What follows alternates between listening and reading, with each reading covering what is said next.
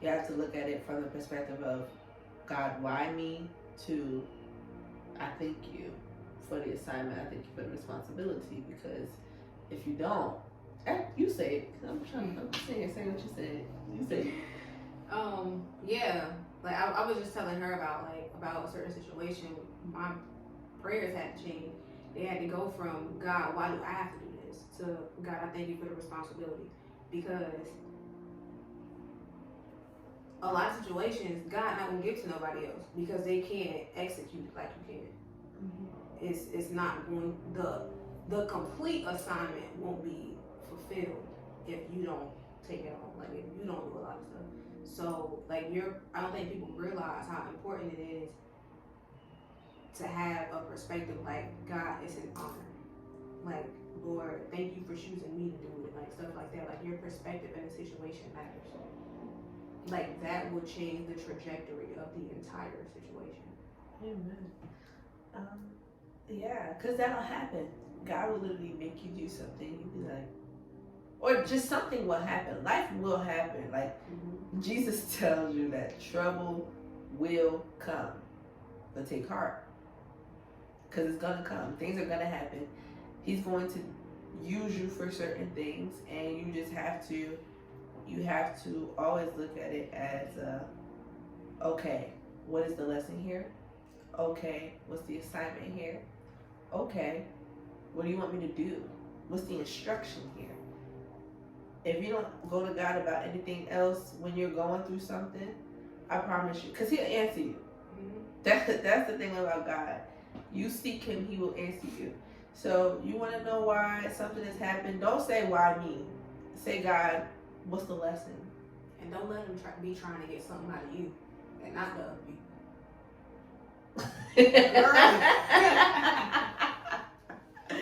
Me and God fight all the time, actually. It's over. Me and God fight all the time because... Oh, you bold. Oh, I am. I really am. Because there's a difference between called and chosen. Absolutely. Right? Absolutely. You chose me. You chose me. You chose me. And I finally put my pride, I put me aside and accepted it, right? Like, I ain't gonna get out of it. It is no way. I ain't gonna get out of it. I'm like Jonah. I try to go this way. He be like, yeah, okay, go this way. I tried. You know what I mean? You was talking about, you tried to get out of it. Girl. And I go back and forth with God. Like, I'm hard-headed. I am. Or I used to be. But sometimes it's like, hey, I need a break. There's no way people get 99.9% of me. I can't have worse. I can't point my head right now. Oh, you think so? I've been going back and forth with God. And it always works out, but sometimes I just gotta get it out to Him. Because, you know, I don't be wanting to vent to other people. Mm-hmm. So, I'm a vent to God. But sometimes you gotta vent to other people and talk to other people. No, you do. No. I'm saying you do. People can get you together. I just don't like, here's the reason why I don't like to vent. A lot of people look at me as an example of what they should be, right? Mm-hmm. And so you have to be careful of who you vent to. Mm-hmm. Because then they think it's okay or what you're trying to get out. Like, you can be frustrated. I'm going through this, right? Mm-hmm. They're not coming to you to, you know, I have accountability partners now that I go to, but they're not going to you. Say you have a student and you're frustrated. That's the only person around for you to vent, right? So now you vent, then they go through the same situation. They think that's okay. Think what's okay? How you responded to a situation. So a lot of people have to realize that, like, yeah, it's okay to be in ministry, but it's also okay to be human. Mm-hmm. But to a certain point, because I never want to give the wrong example. Because at the end of the day, like I said, it's about how you respond to things, right? And so I could be like, I'm not doing this, right? But I don't tell the part that I did it.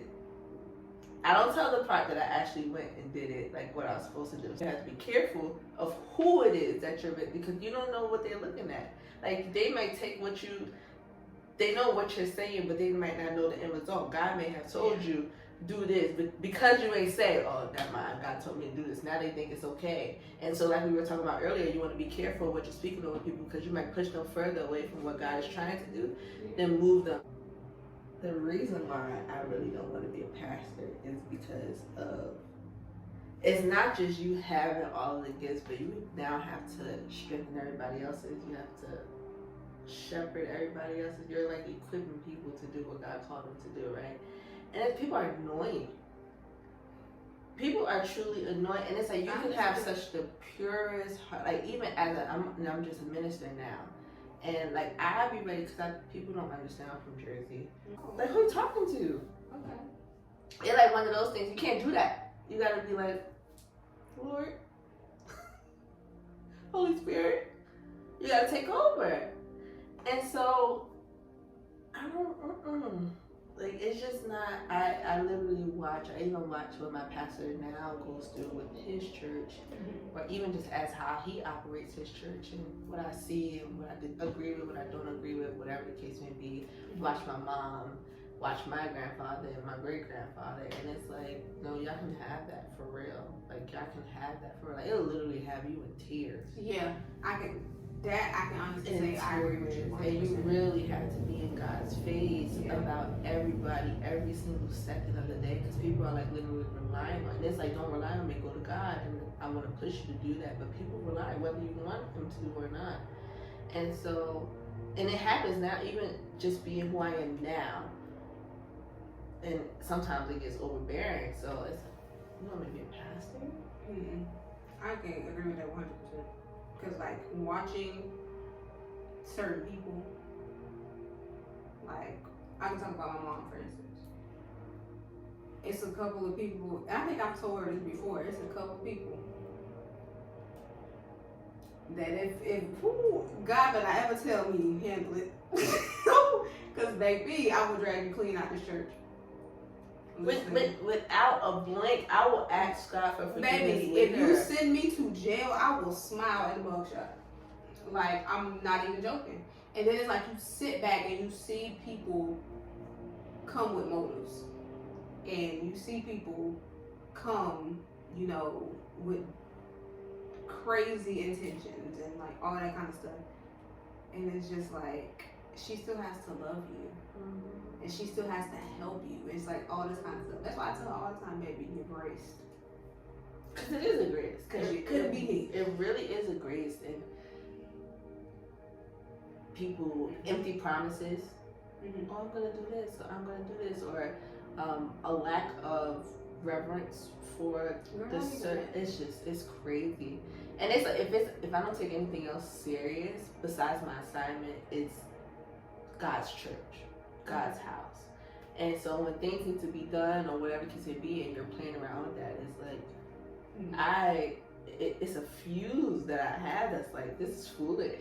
And I don't got time for it. Or whatever the case may be. And so like I know what it is that God's calling. I just been fighting him on and I can't change my mind just about this one. And he hasn't yet. And he's not going to. He probably won't. But I still ask. I told you. I go back and forth with God. I have, that's just me and his thing. I'll be like, you sure? You sure? Can I just be a minister? I'm okay with just being, when people ask me to preach or doing this or just helping when I need to be helped or serving God's church, I'll do it. Can I just do this? No. You can't stay there. That's what it is. You cannot. God will not let you be complacent either. Yeah. He will keep moving you up. And so it's like I'm okay with it. Whatever God wants to do, I'm okay with it. It's just, I just know it's the preparation that I'm not ready for when it comes to his people. I feel like that every day. Every single day. Like, there are days where I get up, like, I don't want to do this today. Like, literally, sometimes, like, I get up, and, like, my drive to work in the morning is, like, me telling God, like, I'm tired. I don't feel like doing this today. Can we just take a day off? And literally, I get to work, and God be like, I need you to pray for her. I need you to go and tell her I said this. I need you to do this and this and this and this. And I'm just like, okay. But for me, I don't know like how it is for you or for everybody else, but for me, those are the days where I feel like God is asking me, even though you don't feel like it, are you going to do it? Absolutely. Now be obedient. I would never say, and I would never say on my show, like I say all of this because this is truly what I do go through in my head. Like I don't want to do it. but it'll never stop me from doing it. I go back and forth with God, but I'm truly obedient. He knows you gotta get it out sometimes. It's like me going through my day without spazzing on somebody is God. Like literally me leaving my house and getting in my car is God. Like literally people don't understand, like, because there have been times where I have fought with God, like, why did you keep me here?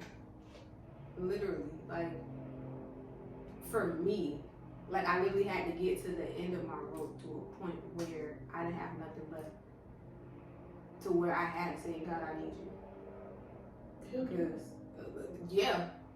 I'm actually I'm in that kind of a space right now, actually. Like, literally right now. I remember telling God, like, all right, you want me in school, you want me doing this, I'm tired. Like, it's almost to the point that I was questioning, like, even with my church. And I'm like, I'm about 2 seconds away from not doing anything. And I lost my job, took a break from school. I say lost my job, but he told me to quit. So I quit my job. I quit school. Well, I took a break from school. But in that time, I had time to actually talk to him. Because I was so frustrated with him that because it kind of felt like you're just telling me to do stuff back to back. And the more he was telling me to do stuff, the more aggravated I was getting. That I wasn't talking to him no more. It was kind of like like your mom is telling you to do something, or your parent is telling you to do something, do this chore. You're like, okay, but you're not telling them. You're not going back to them, telling them how your day was. You're not going to them, asking them how you doing or whatever the case may be. You're just saying, okay, like that's the conversation. So that's the conversation I was having with God for a while, unless I had to do something like I teach Bible studies, right? So it's like, what do you want me to speak, or what do you want me to release to your people? And he'll tell me, but that was it.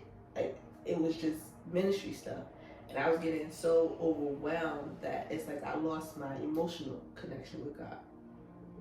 And I was just too much. Like, I'm over everybody, and you don't want to get to a place where you're over, because now it's like I'm not doing what I'm supposed to be doing out of the love that I have for it. I'm doing it out of a task. Because it's an assignment. That goes back to what I was saying earlier. Like, you have to enjoy it. Yeah, so I was like, all right, God, like, I just can't. And I was like, at that point, I was looking at assignments and wasn't doing it. I was like, okay. Like, I didn't care. That was the part that it was like, I was okay with that. And when I failed the class, I was like, it just is what it is. And then, I remember like talking to God, and I just broke down. I'm like, all right, this is a lot, sir. Like, this is a lot, and I don't want to mishandle what you're telling me to do. So I prayed about it, and I was like trying to figure out, should I call my school and tell them, like, I just want to take a break, like just a little break or whatever. And I remember my pastor called me the next day or that night and literally confirming what it was that I was talking to God about. And so I called my school, and it gave me 2 weeks, or like 3 weeks. And I was like, that's all I needed. 3 weeks, a couple weeks from school. And I still ain't got a job. We talked about that. Still ain't got a job yet. And I don't know where money's going to come from, but I know God's going to do it. Yeah. Right? Because God is not a man that he shall lie. And he's a promise keeper, and he shall supply all your needs. So I'm not even worried. But the state that I'm in, or literally where I'm at right now, is to trust him. So even as I talk to you about being a pastor, and it's like, you don't know the anxiety that brings me, even talking about it. I'm gonna be a pastor. It's like, what? Huh? But it's a trust him moment. I know what I'm doing. Yeah. So. That's just like me. God told me that I was supposed to do a prophetic declaration at a conference. And in my mind, I'm like, oh, I'm going to record it, I'm going to mind it. You know, like, I can dance all day, period. But unfortunately, something happened, and it, like, turned my world upside down. Like, my mom ended up passing away. And everything stopped, but it kept going. So it's like everything kept going, but I stopped doing a lot of stuff. But then I looked at my calendar and I was like, dang, it's on January 13th. Not one bit of a declaration. The conference started on Friday night. You know when I wrote a declaration? Friday morning. And God was like, oh no, you're not gonna mind until you're gonna speak it. I said, I'm gonna do what? What? And literally, that weekend, like literally pushed me into what I'm doing now. Like, if that's what I'm saying, if it wasn't for my mom, like I don't think I would have accepted the call. I don't think I would have stepped into it like I'm stepping into it now. You know, I don't think I would have that same fire for it that I do. Because if I can look at her and see the way she handles a lot of different things, and I can look at my sisters and see the way they handle a lot of things, I know I can do it. Absolutely. I was the same thing literally happened to me. I was always with children, and I was always like choir, worship, or praise dance, and that was it. Mm-hmm. That was so if I was going to be in ministry, it was going to be that. Mm-hmm.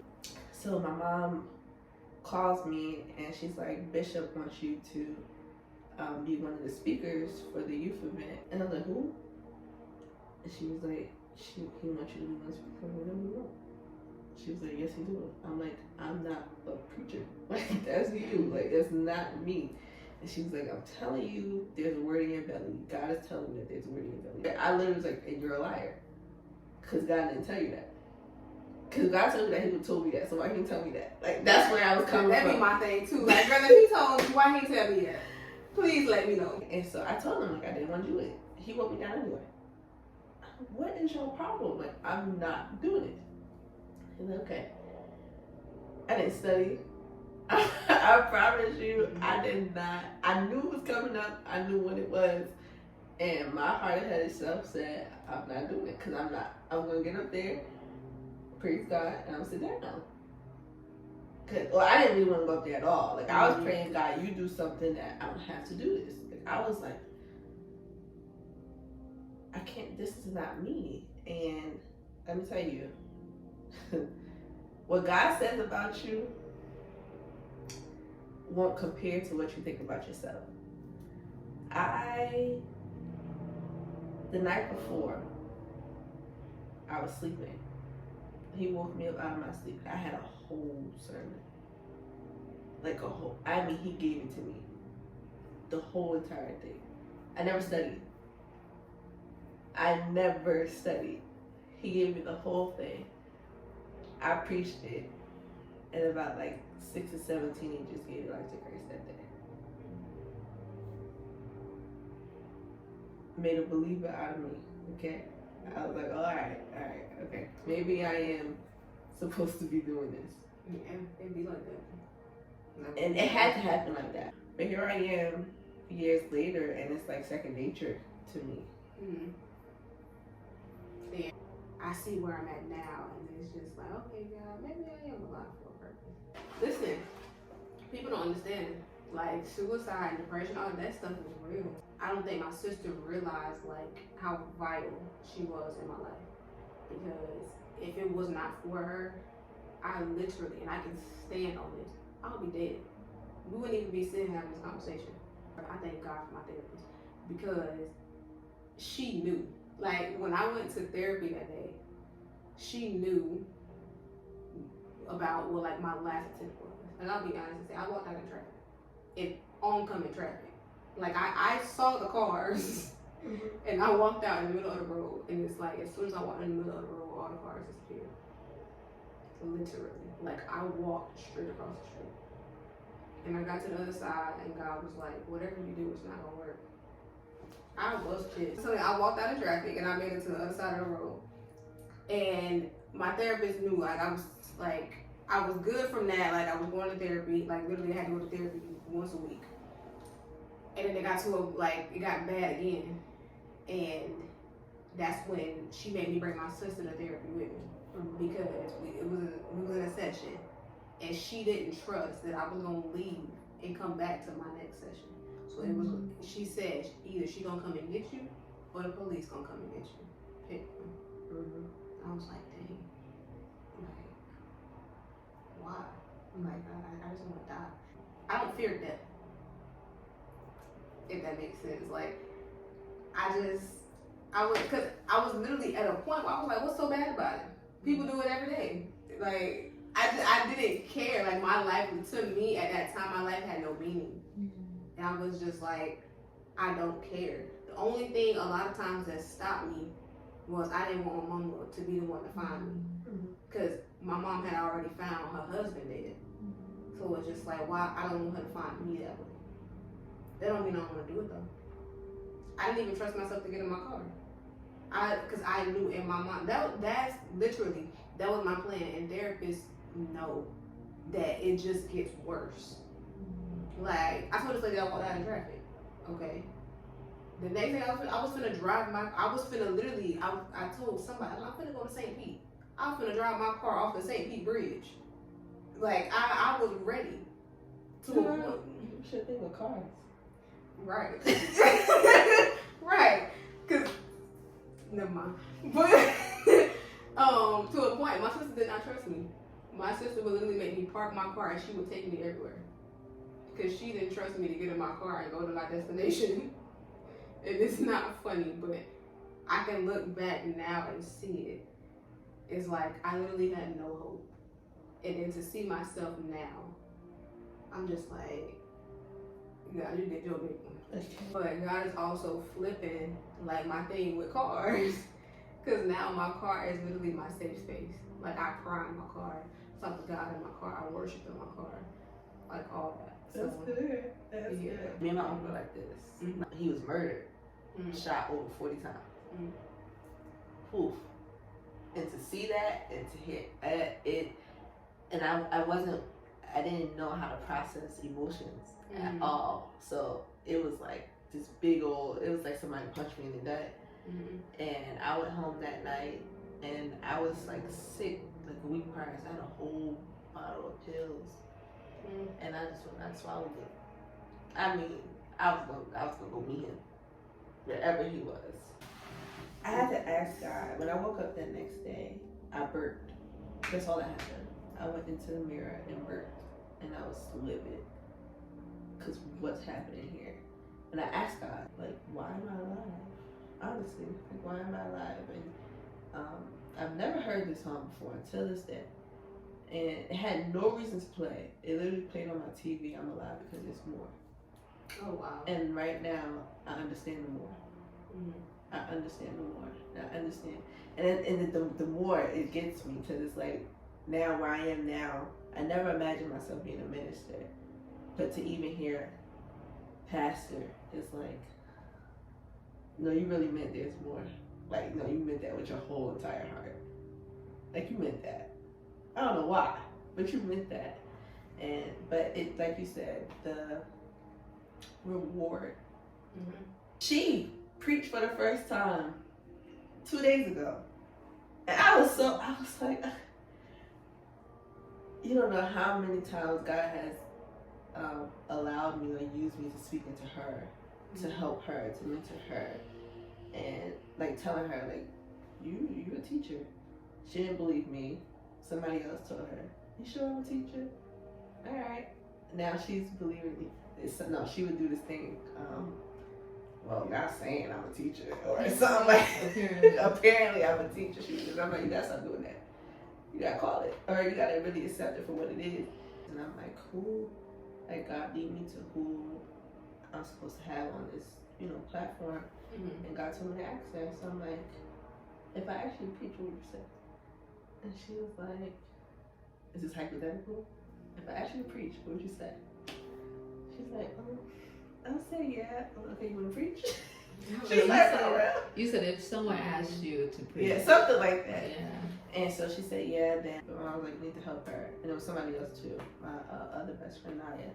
All right. And they put it together. And she was like, you gonna help me? Or she wanted to do a run through, and she did it.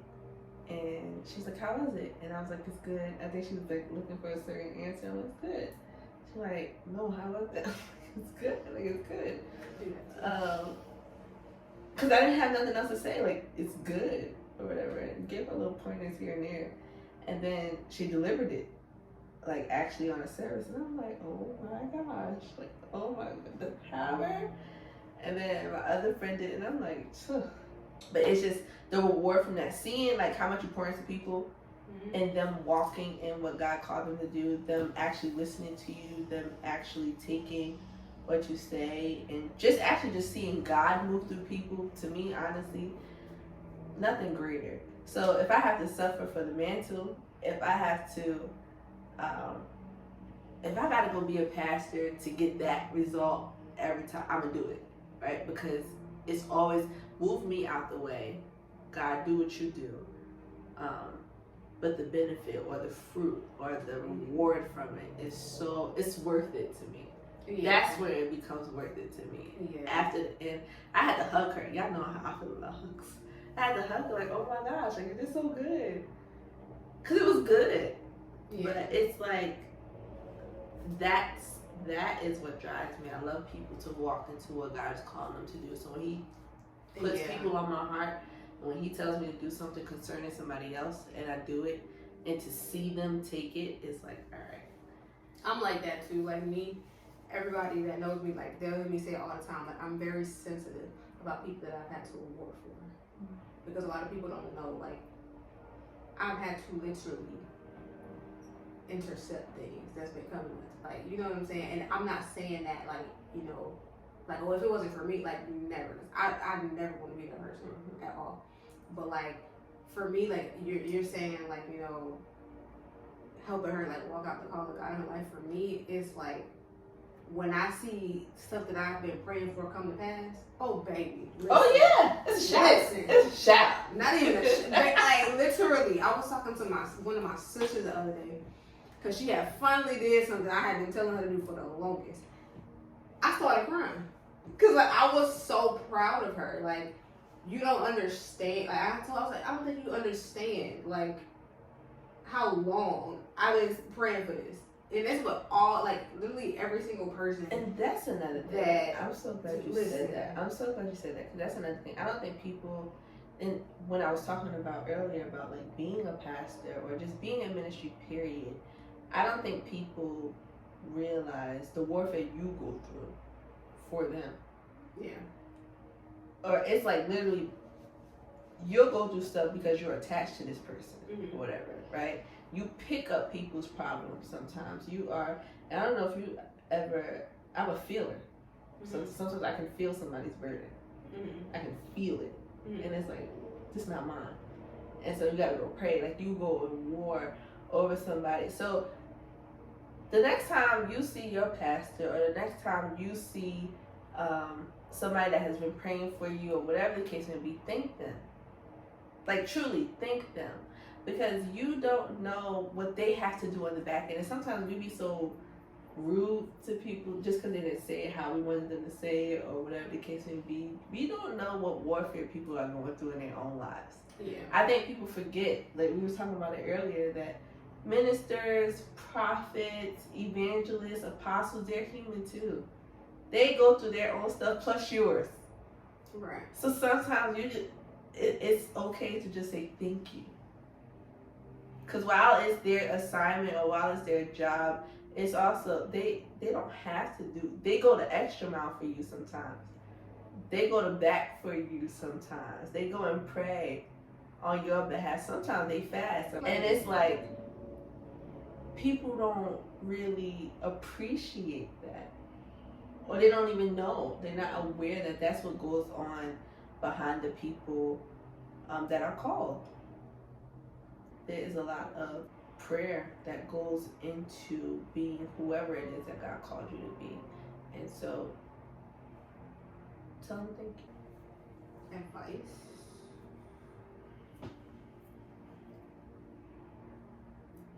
Embrace it. Like, that's what I can't help it. I have to look at people when I talk. But I would definitely say embrace it. The more you run from it and the more you like fight with it, every time it comes back, it's gonna come back 10 times harder. Like from my experience at least. That's what happened to me. Like I ran from it to a point where I was tired because it's just like every time it come up, it's just like okay, like so I would definitely say embrace it. And once you embrace it, take it one day at a time. Like you might not feel like doing it today, but we're gonna wake up tomorrow and we're gonna keep going. You might hate it today, but we're gonna wake up again and we're gonna do it tomorrow.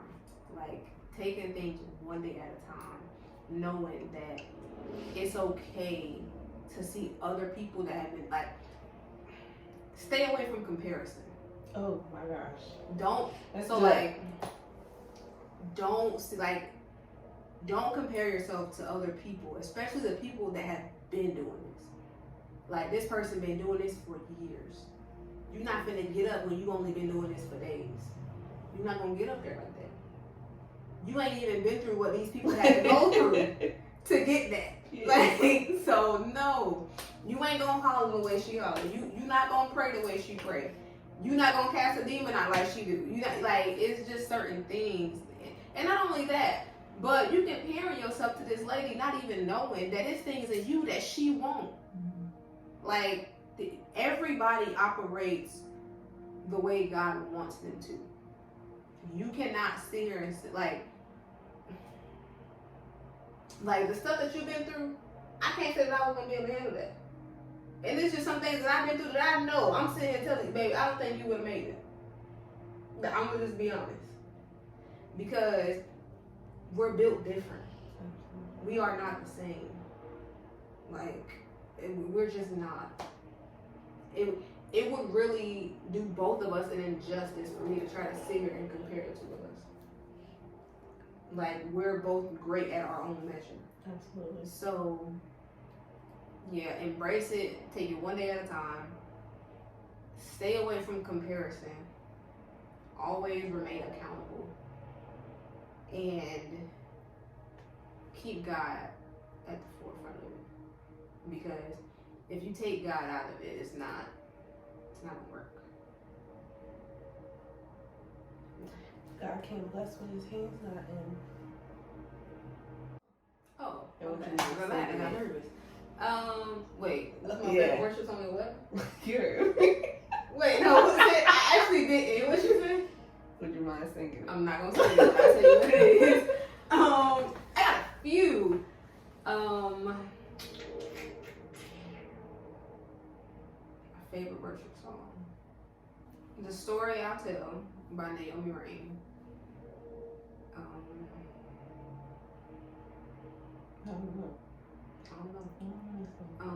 You really don't? Okay, I said to you. I'm not singing that song. You don't want to do the chorus? I don't. Alright, well tell everybody why it's your favorite worship song. It's my favorite worship song because If I knew y'all, I would sing it for y'all, but I really don't know it. I can play it. I got you. I'll play it, but I ain't gonna sing it. You know what's crazy? I actually can sing. I just don't. You can sing? Mhm. Stop playing. I'm serious. Stop playing. So I'm you're not not finna operating sing that on- good. Girl! What were you talking about? Why you sound like my woman though? Because why we not operating that? I don't sing. I'm more connected to dance. That you disqualified singing? No, I didn't disqualify it at all. I That's said what you it. said. But this is my favorite worship song because it lets me know that, like, you know, at every stage and phase in my life, God was still there. And that's the story. Like, those are the stories that I'll tell. Like, you know, no matter what happened, like, God was still there. So, it don't matter, like, you know, if this person left me or if they said this about me during this time. I'm like, it doesn't matter. God was there. So, I'm at a space now. I don't care who leaves. Bye. I got God. Like, and I'm sorry. To me, I'm God's favorite. I hate to break it I to say you. that all the time. I'm sorry. No, you're you not. could never come back. You're not. You're not. It's definitely me. It's definitely me. But I say be safer doing a lot of other things than coming for me. Because I got my daddy behind me. And I don't know who you got, but they ain't me. So. You couldn't convince me that I'm not his favorite. I'm so sorry. Money on it, dog. We just gotta put money on it, baby. Lifesavers, put it out there, because you couldn't convince me. Especially after this month, bro. It's just you. Oh, I understand. And that, like, one thing that made me realize it was when my mom passed. Like, I literally thought, and you know how, like, when you're younger, you be like, oh, if this happened to me, I don't know what I'm gonna do. Like, I'm gonna just be going crazy. Literally, my mom passed, y'all. And I have had, when I tell you I've had the peace that surpasses all understanding, like, yeah, my mom is gone, but okay. Like, to me, sometimes talking about it, I don't feel bad, but it's like I see other people, and it's just like, well, why don't I feel like they feel? But it's because they don't know God like I know God. Like, literally, people, oh, I'm sorry you lost your mom. I didn't lose my mom. I know exactly where she is. Mm-hmm. She's not lost. Mm-hmm. And then, like, having to just go through different situations where, you know, people talking bad about me, they, you know, they can't say nothing good about me. I'm this, I'm this, I'm this. Like, literally, I tell y'all, my mom passed away, baby. People drug me. Okay? Listen, like, drug me. To a point where that's why I was telling you, like, it's over. Like, I don't got time for this. But I literally had to sit there and go through that because I even looked at that situation. So my mom passed away she had stage 4 colon cancer. Nobody knew what I had to do. Like, I had to take care of my mom. Like, when she was going to treatment and, you know, going through all these different surgeries and exams and all that kind of stuff. Nobody was there for that. I was. So I'm sitting and by myself. And that's a lot. By myself. Listen, it's a lot. That's a lot. Girl, that ain't even half of it. Talking about a lot. Like, nobody knows what I had to go through. But y'all can talk about me. Like, baby, you wouldn't have lasted a day. My mama lived 2.5 years. Not to mention, the doctor only gave her, I want to say, 1 year. Mm-hmm. She was number one, she was determined to prove them wrong. She lived 2.5 years with stage 4 colon cancer. And I was the only one there. I'm not going to say it like, oh, nobody was there. But nobody was taking care of her like I was. But y'all sat here and y'all drugged me. Like, to a point, girl, was like, if you heard some of the stuff they were saying, you wouldn't even want to know me. And I'm just like, dang, what I did to y'all? Like, that's crazy. And God will sit there telling me, oh, don't respond. Don't do this. He'll do that. Don't do this. He'll do that. Sir. He'll do that. And then I got my sisters, the prophets and the women of God, say, Adryonna, it's okay. Then I got my mama, the apostle. Adryonna, don't worry about it. Ma'am, I'm gonna get in my car and hit the gas, okay? Like, I'm not playing with these people. She like cars. I'm not playing with these people. I don't have time for that at all. Like, no, I can't do it.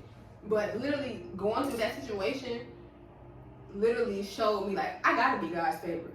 Because ain't no way I went through all of that and I came out okay. Ain't no way. There is literally no way. Because the way, I'll be honest and say, when I was younger, and I used to say, oh, like, if and my mom was gonna live forever. I just knew it. She was too great of a person to not live forever. So I was like, God, if you take her, like, child, what is the world coming to?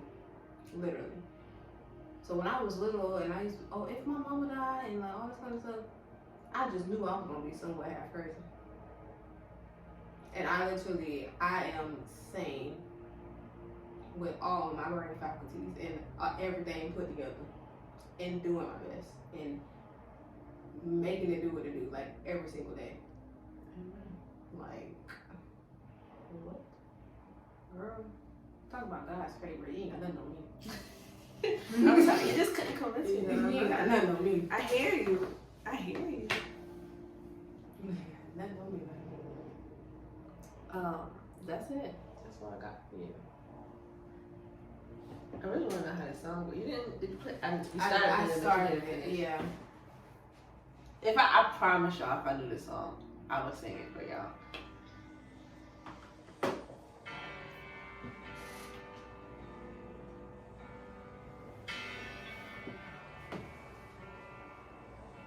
Just what's the chorus? It's just always start. It starts with the chorus. No, she started singing. Yeah, it's the chorus.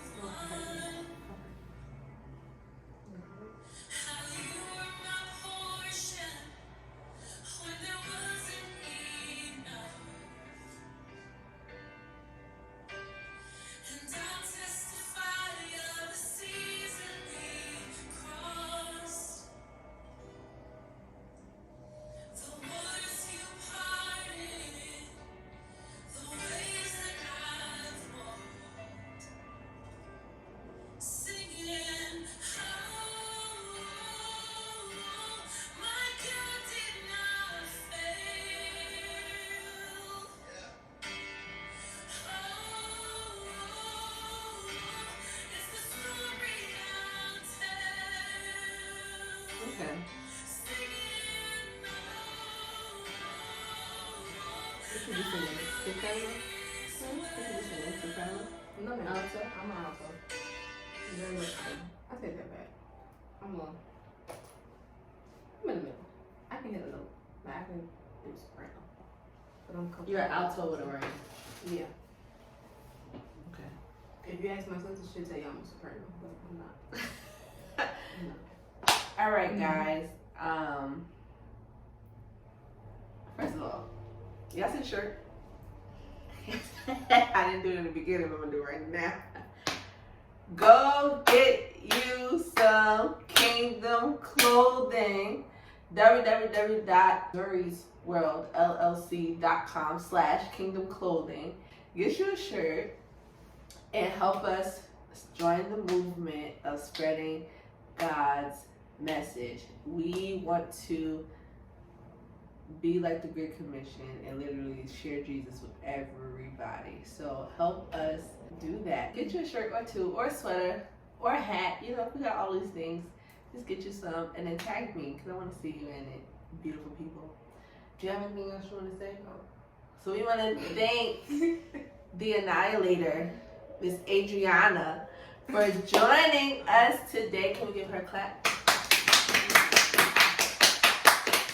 We truly thank you. We appreciate you for saying yes.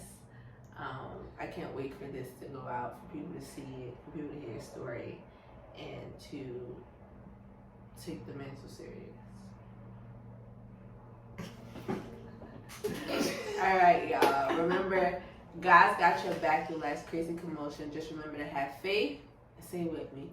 And keep your devotion in motion. Jesus loves you and I do too. Bye, y'all. Don't say bye. Doing a new thing in me. Blessings after blessings you bring. I promise ever so graciously. Changing the